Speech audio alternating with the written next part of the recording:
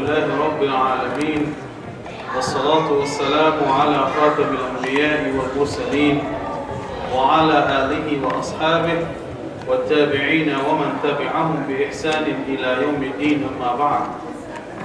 Surely all praises belong to Allah subhanahu wa ta'ala, for He is the creator, sustainer and regulator of the universe and all within.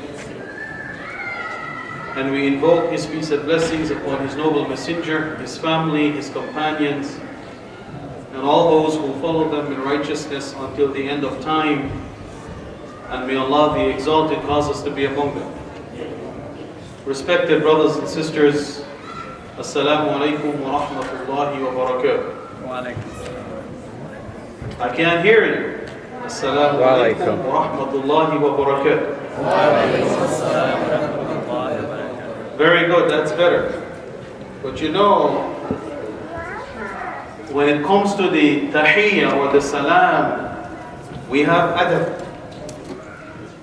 And among the adab that Allah subhanahu wa ta'ala has taught us, He said, وَإِذَا حَيِّيتُم بِتَحِيَّةٍ فَحَيُّوا بِأَحْسَنَ مِنْهَا أَوْ رُدُّوهَا. When you're greeted with a greeting, then you should return it with something better or equal to it.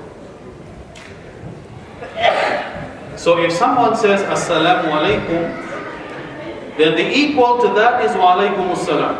But better than that is to say Wa alaikum assalam wa rahmatullah.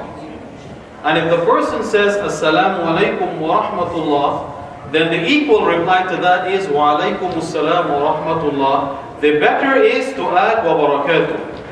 And if the person says Assalamu alaikum wa rahmatullahi wa barakatuh, then the equal reply is Wa alaikum assalam wa rahmatullahi wa barakatuh, and there is nothing better.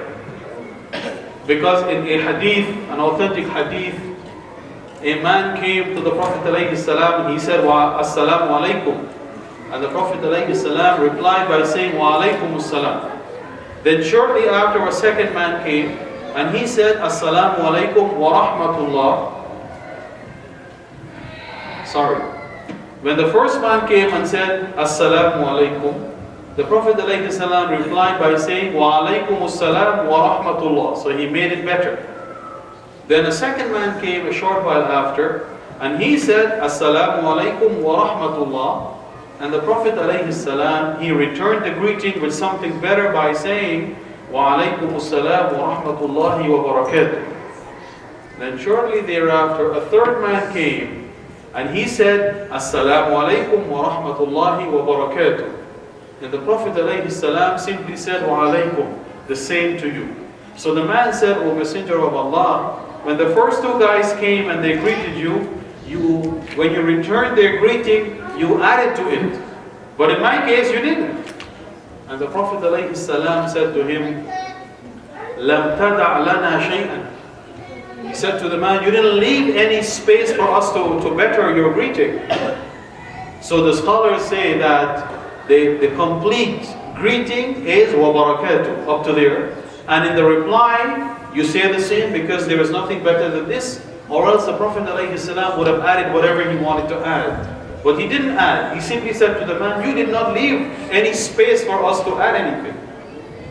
So this is among the adab of the greetings, the salam. And there are others, of course. However, we need to come back to our topic today, which is, we're still talking about issues facing the family. And I think the last session we talked also extensively about certain ways in which children can do ihsan to their parents. So, this is, I know, a pop quiz. You didn't know you were going to have a quiz, but here it is. Who can tell me one thing that we talked about the children can do in order to show ihsan to their parents? What's one thing you can do? Yes, quickly. Yes, brother. Yes, you. Sorry? Our brother says make dua. Very good. So my next question is, who made dua for their parents today? Today is Saturday. Alright? Who made dua for their parents today? MashaAllah, I see a couple of hands. I should see more hands though. What happened, brothers and sisters? Have you forgotten your parents? Even if they're still alive, you don't have to wait till they die to make dua for them. Even when they're alive, make dua for them.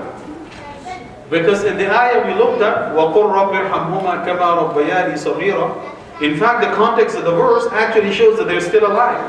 Because remember, Allah says if they're alive and they meet old age and you are still alive, then don't say uff to them, don't chide them, don't scold them, but instead speak to them in an honorable way. And lower the wing of humility out of compassion for them, Allah says, and say, رَبِّ ارْحَمْهُمَا كَمَا رَبَّيَانِي صَغِيرًا. So the context of the ayah actually indicates that even when your parents are alive, you make dua for them. Alright, so who made dua for their parents yesterday? MashaAllah.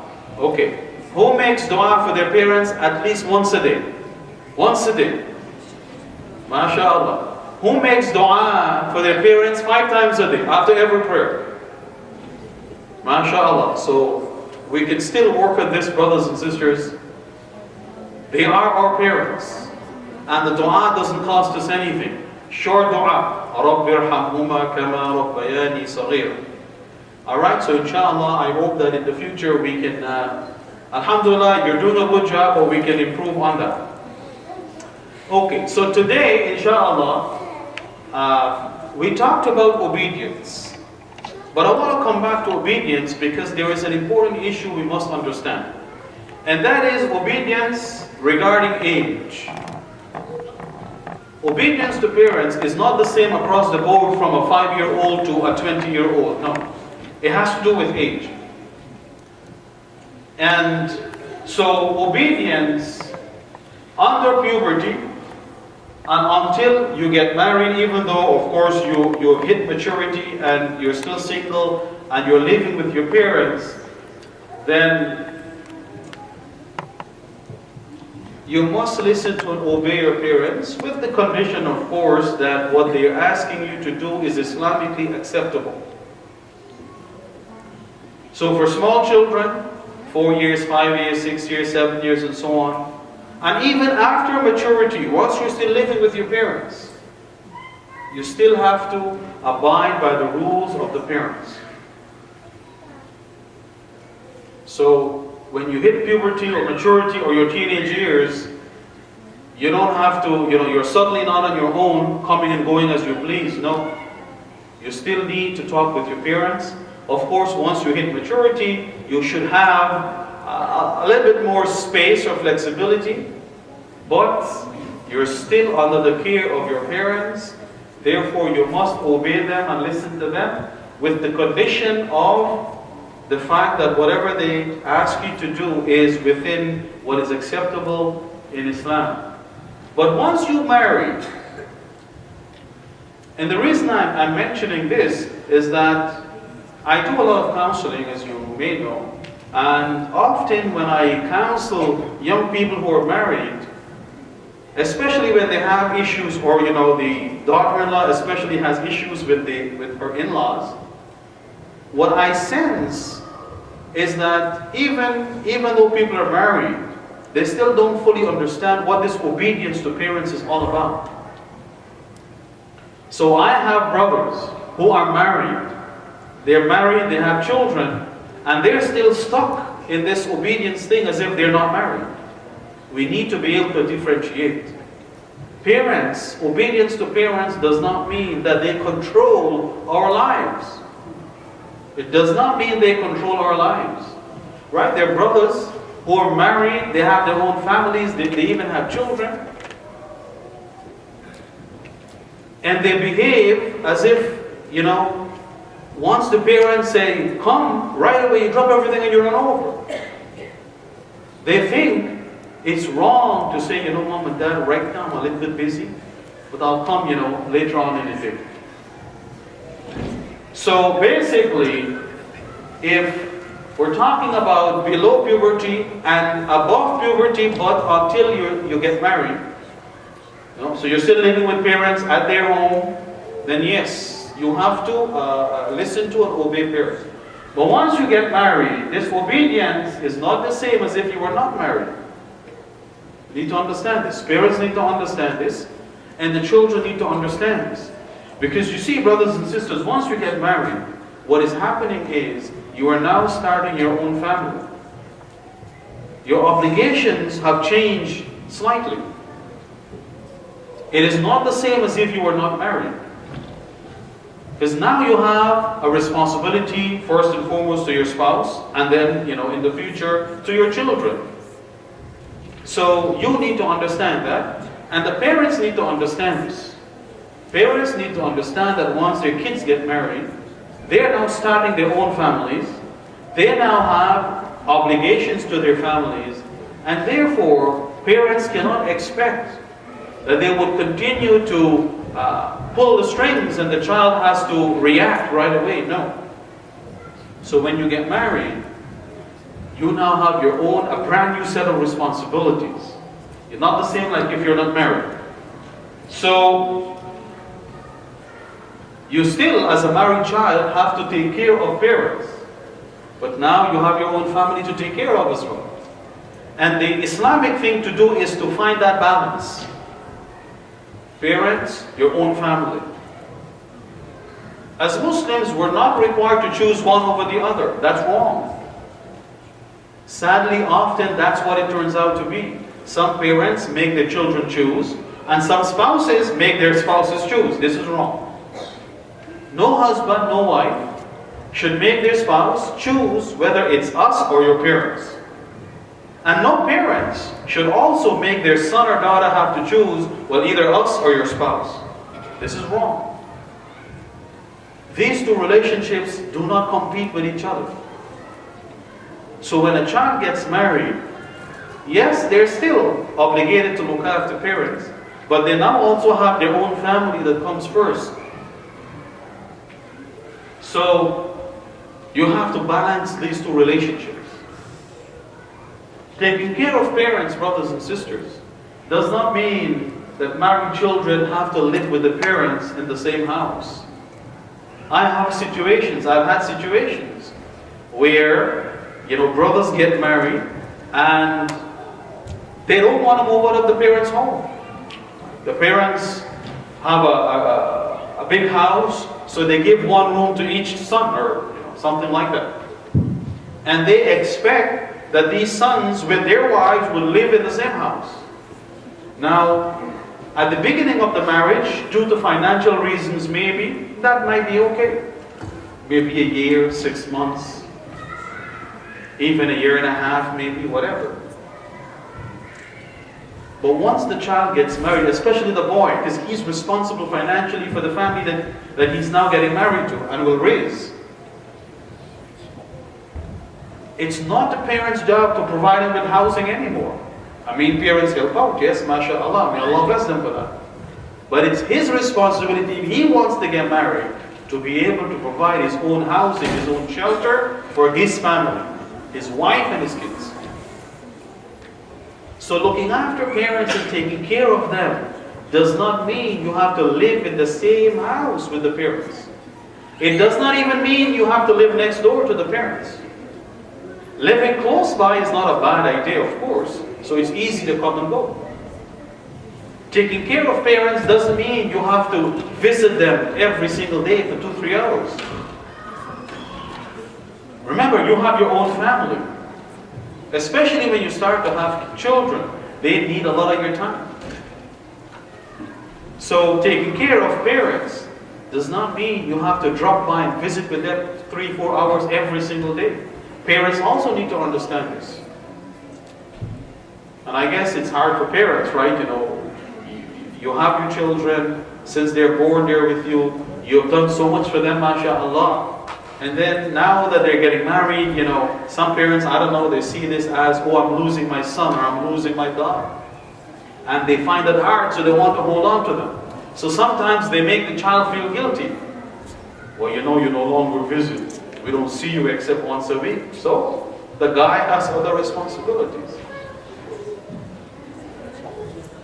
So looking after parents is wajib. There is no dispute about that. But how we do this is where people have misunderstandings. We don't have to live in the same house. You don't have to visit every single day. But you have to be in touch with them, either by phone or by dropping by sometimes. At the very least, you make sure that they're okay. If ever they call you and say they have a need, then you try to look after that need. Maybe they want to go someplace, and that's why they're calling you. So that's when you make some arrangements, either to take them yourself or to ask another sibling, look, I am busy right now, but mom and dad need this, they need you to take them somewhere. And it's not one child that's responsible. It's all the children, subhanAllah. And if all the children share this responsibility, then it actually becomes easy. It's not that difficult. But when the burden goes onto one child, then yes, it becomes hard. Because raising your own family, as you all know, brothers and sisters, it's very challenging. It's not easy. And then to be the only person who every time the parents call, you have to leave and run. This is going to add an extra burden on the individual. So parents need to know that this obedience thing, when their children get married, they cannot use that obedience card anymore. When the children are not married, then yes, they can use that card. But once they're married, they need to know that they have moved on now. They are not required to abandon the parents, but that obedience thing does not come into play like it used to come into play before. So we need to be clear on that. Alright. Now, I want to touch a little bit on the parents' obligation to children. Right? We have talked at length about what children should do for parents, right? The respect and the ihsan to parents. And at some point in time, a child may ask, well, look, we got to do all these things for parents, but what do parents have to do for us? Nothing? Well, no. Parents also have obligations towards their children. And the first is to select a good mother or father for their kids. You see, brothers and sisters, you see how far back this issue goes? When you're thinking of getting married, you got to think long term. You have to look for a spouse, a husband or a wife, who will not only be good for you right now, you have to look long term. Will they be a good mother, a good father for the kids? So you have to select, because remember, children don't select their parents. That's one thing they have no choice in. Who their parents are, and what names they have. We give them the names. That's why we choose good names. So this process starts with parents, first of all, selecting good partners, good mothers or good fathers for their children in the future, inshallah. This is why the Prophet ﷺ, in the hadith in Sahih Muslim, he tells us that a man seeks out a woman in marriage for 4 reasons. Now the Prophet only mentioned 4, but there are other reasons, of course. And perhaps he mentioned the 4 most common ones. Why does a man seek out a woman in marriage? And of course, again, this is a two-way street. Often it's the woman who seeks out the man. But the Prophet ﷺ, he says the man seeks out the woman for marriage because perhaps the norm at that time was that the male would be the one to make the offer of marriage.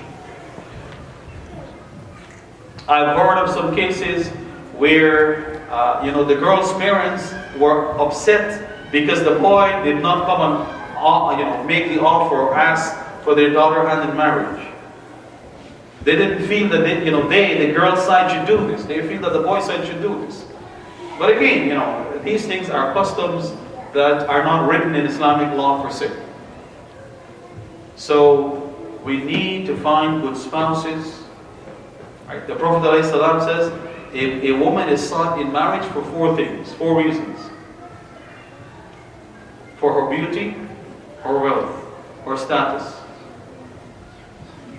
لجمالها ومالها ونصبها ولدينها. For her beauty, her wealth, her status. And the 4th thing, for her religion. The Prophet ﷺ, he said, what did he say in the hadith? فَاظْفَرْ بِذَاتِ الدِّينِ تَرِبَتْ يَدَاكَ. Go for the person with religion, you'll be successful. So basically, this is what the Prophet was teaching us. To select good spouses. In other words, good parents, good mothers or fathers for your children. Alright. Number two, parents are obligated, this is their wajib, to provide the following. Number one, adequate home or environment for them, for the children. The home must be adequate.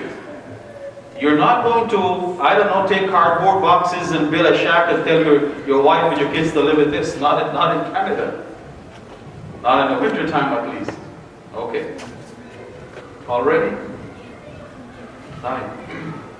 So the home that is provided has to be adequate. And by adequate, what this also means is what is within the financial capacity of the husband. So the wife and the kids cannot demand, I don't know, 4,000 square foot home. You can't. If the husband cannot afford that, what are you going to do? Right? So no one, Allah does not put a burden on the soul more than it can bear. You're only obligated to provide what is within your capacity. So the home has to be adequate. Not a home that's moldy, I don't know, full of cockroaches, rats. No. That's not adequate. That's harmful to yourself, let alone your kids.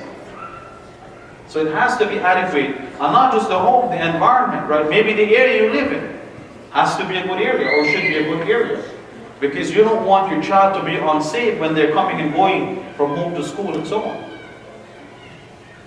We live in this city and we know there are certain areas where, a lot of crimes happen and you hear all these stories. So you want a good environment for your children. Number two, the parents are also obligated to provide adequate clothing. Adequate clothing. It doesn't have to be brand name, guys. So you don't need a $1,000 jacket from your parents. But whatever jacket you get has to be adequate for the winter. Not something that you still, you tremble or you feel cold from. No, has to be adequate. Suitable and adequate. So in the summertime, you have summer kind of clothing, light, thin material, so you don't feel hot and sweaty. And in the winter time, the proper thick clothing to protect you from the cold, from the elements. And again, this is within the capacity, the financial capacity of the parents. Number three, to provide adequate and nourishing food. You cannot neglect your children. You have to provide them with adequate and nourishing food. So not just any kind of food, but good food. And again, right, it doesn't have to be expensive meals. Alright, kids, you can't tell your parents you want to eat the bamiyan every day. But I know, subhanAllah, right, the people, the Afghan people, mashallah, you guys are great cooks. So maybe at home you cook food as good or better than the bamiyan food, for a lot less, right, in terms of cost. The point is, you don't have to provide expensive meals, but it has to be adequate meals for your children. This is the obligation of parents. Number four, they have to provide, we talked about adequate home, but here this is safety, a safe and secure home. The children should feel safe in their homes. They should not be scared. So again, they should not be scared of the neighborhood they live in. They should not be worried about pet bugs and, I don't know, cockroaches and whatever else, infestations. No. They need to be safe in their home, whatever it is. It has to be adequate, right, to survive the elements. Number five, parents are also, this is an area, number five here is an area where it brings a lot of trouble with parents and children. Parents are obligated to be fair, reasonable, and just, especially with their older kids. Brothers and sisters, you cannot treat your older kids, your 16 and 17-year-old children, as you treated them when they were 5 and 6 years old. You have to understand the difference. You have to be reasonable with all your kids, but as they grow, being reasonable and just with them, it changes. It's not the same. When they're 5 years old, You make all decisions for them and they have no input. But when they're 15 years old, it's not the same anymore. You cannot just say, we're going here and that's it. So you have to be reasonable with them. Now you have to allow them more room to give input. Ask their views and opinions on things. And let me say here, you know, when I mentioned this point, the one thing that I was thinking of is marriage. Because again, based on my experience doing counseling, I find many, many cases, sadly, brothers and sisters, of parents being unreasonable with their children when the children are ready to get married. Because the parents have their own ideas about the spouse for their child.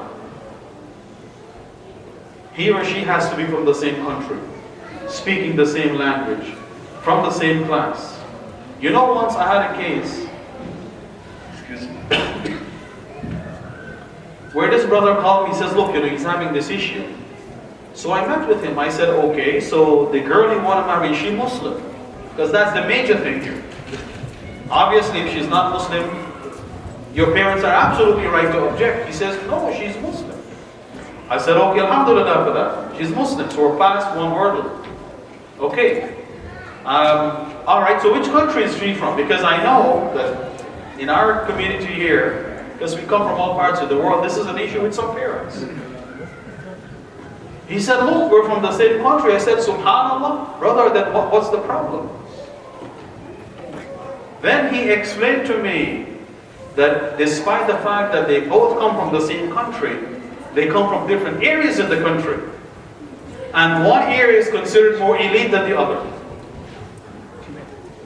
So the parents from the elite area didn't like their son to get married to this sister who is not from that elite area. Although they're from the same country, speaking the same language, with the same culture. We have to be reasonable, brothers and sisters. Don't project your feelings. Your son, your daughter, they have to live with their spouse, not you. Help them to make good choices. If the person is Muslim, mashallah, and they're hopefully a good Muslim, khalas. That's good enough for you. That's your responsibility. After that, it's up to them now. You don't need to interfere in their choices. Be reasonable with them. And I tell the young people, in this area of marriage, if you feel your parents are not reasonable with you, that their objections are not valid Islamically, the solution is not to disobey them and go ahead and marry the person anyway, or run away with the person. That's wrong. The right thing to do is say, okay, that's what you wish, no problem. Allah will hold them accountable if they're not reasonable. We're not supposed to hold them accountable for that. Leave it alone. Do the right thing. You be obedient because that's what Allah ordered. Allah will hold them accountable for not being reasonable because that's what Allah ordered them to do. So parents are required to be reasonable, fair, and just with their children. Number 6. And this is also a major one. Because this education training of children has a lot to do with how they deal with their parents when the kids grow up. If you train your child from a young age to be obedient, to be respectful, to make dua for parents, subhanAllah, when they're older, they'll do that automatically. But if you don't, then yes, you're going to have problems with them. So this is very important. Parents have the obligation to educate their children adequately and train them. Training is different from education. Education is where they acquire theoretical knowledge. Training is where they live this knowledge. They practice it. Right? You're required to teach them good manners, good etiquette. So that when they get older, mashallah, they're good kids. They're respectful not only to you, the parents, but to their elders.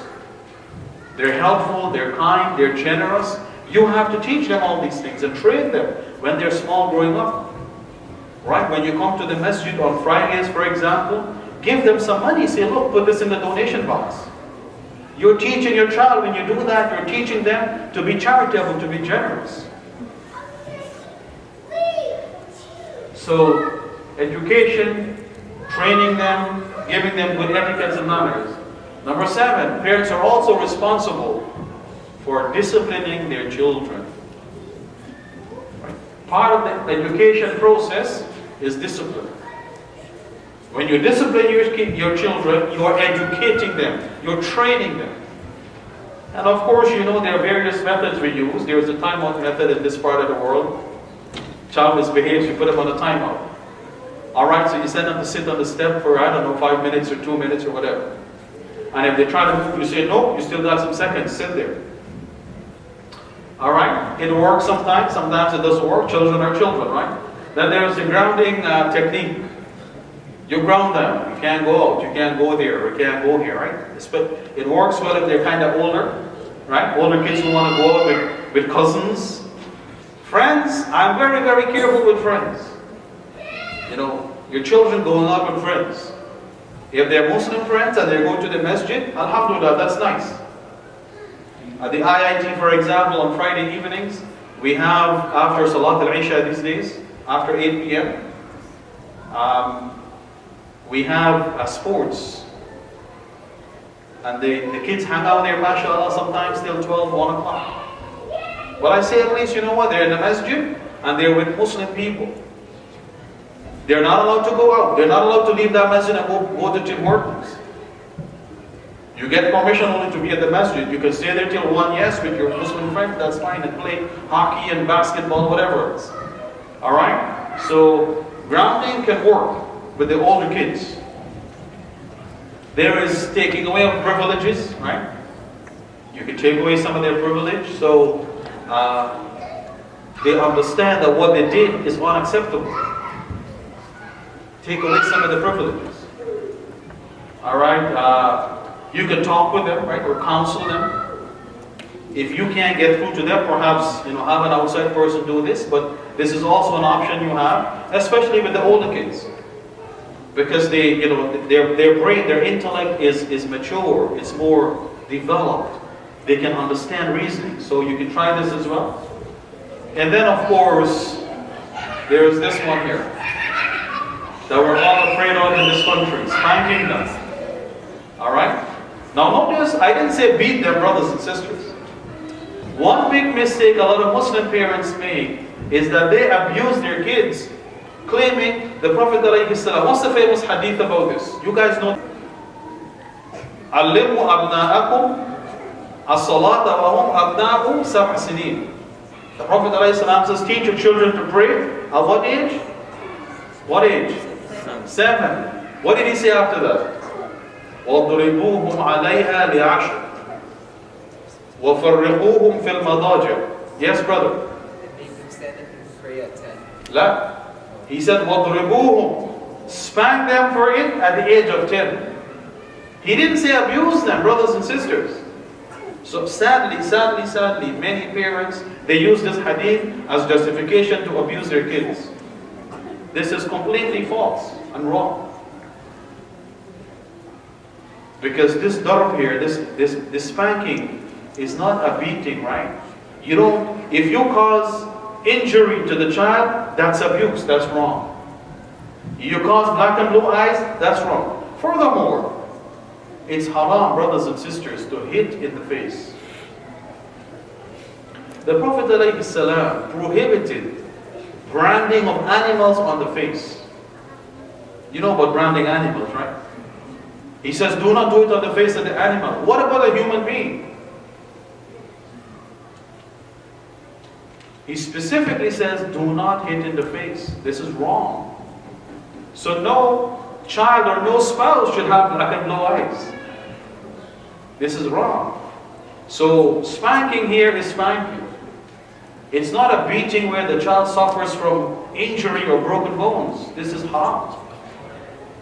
And this doesn't work, by the way, because the child just gets angrier at you. But the spanking is to draw their attention to the fact that, look, this issue is really serious, and you take it seriously, and they need to pull up their socks. But of course, be careful in this country.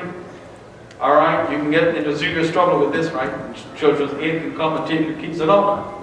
So be careful with this, but Islamically this is an option you have. But you have to practice it as the Prophet ﷺ intended it to be practiced. That's why I would rather say spanking rather than beating your kids. All right? All right. And lastly, this is the last slide. I just want to touch on a few things that parents are not obliged to offer their children. The first one is a car or SUV. A lot of children in this society, they think their parents owe them a car. No, your parents don't owe you any car, man.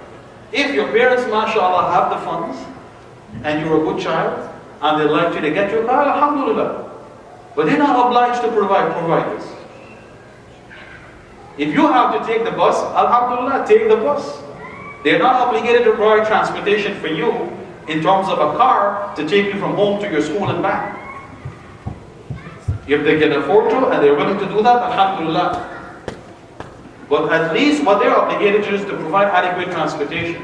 So if they cannot afford a car, khalas, you cannot demand a car. You go use the bus, TTC. I know it's not always the best, it's crowded and whatever else, it breaks down, right? But nevertheless, you have to try. So no car or SUV. Your parents do not owe you a house or a condo or an apartment. They don't.